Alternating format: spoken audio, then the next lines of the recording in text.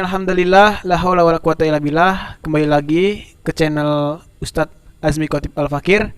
Pada malam ini kita akan mengadakan berbincang-bincang tentang masa depan seorang pemuda. Pak, bagaimana menurut pandangan Islam untuk menikah beda agama gitu, Pak? Calonnya beda agama gitu, Pak.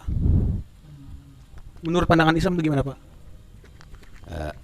Assalamualaikum warahmatullahi wabarakatuh. Waalaikumsalam warahmatullahi wabarakatuh. Bismillahirrahmanirrahim. La haula wala quwata illa billah. Menikah beda agama, kalau menurut Islam itu jelas pernikahannya tidak sah ya. Jadi kalau dilanjutkan mungkin secara negara kantor urusan mengeluarkan surat nikah mungkin dikeluarkan secara negara, tapi secara agama menikah beda agama tidak sah, berarti hubungannya adalah zina ya. Maka hati-hati kalau mau cari pasangan hidup, jangan asal cantik doang ya. Jangan asal cantik aja, jangan asal kaya, diiming-imingi macam-macam terus menikah beda agama. Itu pernikahannya sudah jelas tidak sah ya. Jadi kira-kira begitu. Tapi kalau si calonnya itu ingin masuk ke agama kita itu, Pak, mualaf gitu. Ya, kalau dia mau masuk ke agama kita dan dia serius, bukan hanya sekedar, karena begini ya, karena salah satu motif orang non muslim untuk memurtadkan orang Islam itu adalah lewat perkawinan. Pertama dia pura-pura ingin jadi muslim, kemudian setelah menikah pasangannya diajak ke agama yang bersangkutan. Nah ini kita harus hati-hati. Jadi kalau kira-kira nanti pengaruh kita itu nggak kuat, sebaiknya untuk amannya kita cari yang seagama saja. Kan sama-sama Islam masih banyak jadi cantik ya, ngapain yang begituan gitu ya. Pak, saya mau nanya nih Pak, misalnya kalau dia kan udah murtad dari Islam, dia mau mualaf lagi, itu diterima nggak Pak? Boleh sebut merek nggak? Nggak Jadi boleh. kayak itu, Pak, jadi dia kayak mempermainkan agama gitu, Pak. Nah, begitu.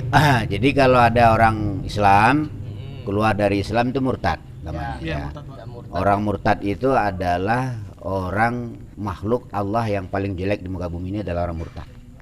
Hati-hati dengan teman-teman kita nih. Kemudian dia setelah murtad, dia mau masuk Islam lagi apa boleh? Boleh. Ya. Nanti dia keluar lagi ya, nanti masuk lagi boleh, yang penting nanti dia jangan sampai di saat keluar dia mati. Jadi selama roh masih di kandung badan, Allah masih beri kesempatan. Cuman nggak boleh dibawa main-main gitu ya. Tapi sama aja mempermainkan Pak, masuk keluar. Iya, kalau dia baru masuk sekali keluar sekali nggak main-main. Nanti kalau udah masuk keluar ini berbahaya juga orang model begini. Jadi kayak sesuai niat nggak dari boleh hati dibunuh. ya, Pak ya. Nggak boleh. Ya. Berarti sesuai dengan niat hati masing-masing ya, Pak ya. Ada yang mau nanya lagi? Pak, itu Pak, mau nanya dong. Masalah mabuk. Kan tadi kalau misalnya ada suami istri beda agama gitu Pak, itu anaknya disebutnya apa Pak? Iya, Itu anak haram apa bukan Pak?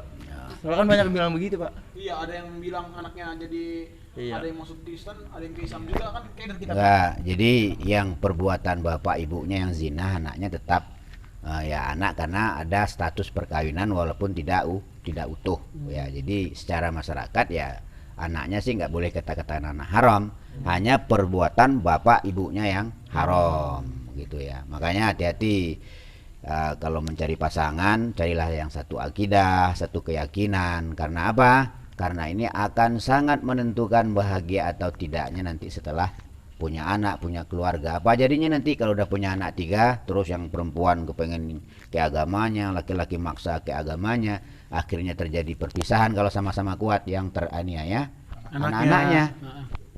Ya, padahal anak-anaknya nggak bersalah. Anak-anak itu lahir kan hasil dari bapak dan ibunya, nggak minta gitu ya. Ada lagi?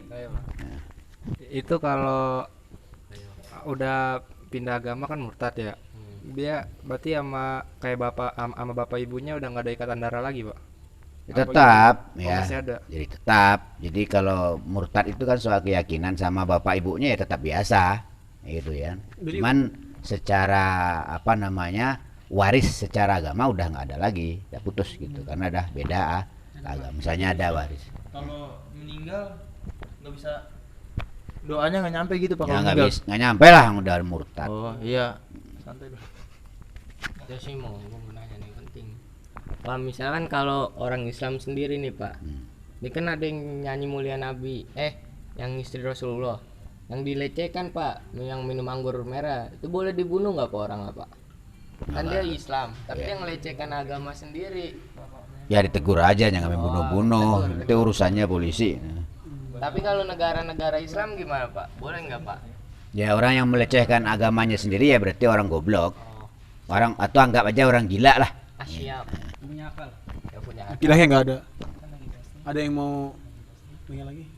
Iya. Kan tanya jawab dulu. Kayaknya segini aja Pak untuk kedepannya kita juga kan anak-anak muda pasti pengen nikah juga. Biar kita tahu kelanjutannya gimana Pak.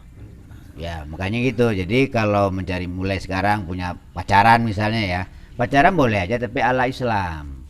Jangan pacaran ala Yahudi atau ala Nasrani.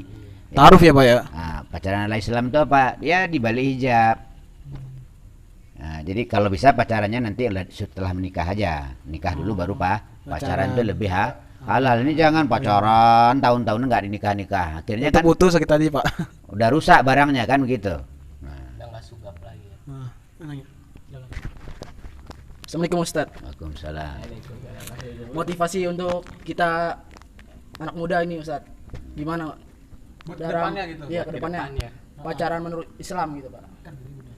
Iya, kalau pacaran menurut Islam ya kalau pacarannya bisa menjaga diri ya boleh-boleh saja. Tapi kalau pacaran anak muda sekarang kan nggak begitu. Ya kalau dibawa-bawa, dipegang-pegang, ya kan? Memandang di apa? Itu nggak boleh. Itu termasuk bagian dari zina. Ya. Nah, itu nanti kalau orang terlalu banyak berbuat kesalahan di waktu mudanya, maka di waktu dewasanya nanti dia akan banyak mengalami kesulitan. Ya kan, kesulitan ekonomi lah, kesulitan mendidik anak. Kenapa? Karena memang kelakuannya waktu muda nggak beres, nggak bagus, makanya nanti akan diteruskan oleh anaknya. Jadi kalau bapak itu berbuat salah sekali, besok anaknya berbuat salah 10 kali. Jadi kayak hukum alam gitu ya Pak ya. Nah, iya. Keturunannya pasti akan ngerasain juga Akan ya Pak. lebih hebat daripada bapak perbuatan ibunya. itu. Kalau bapak ibunya dulu suka pacaran, Oh, ngeluyur. sebenarnya Anaknya sekarang suka pacaran, suka ngeluyur.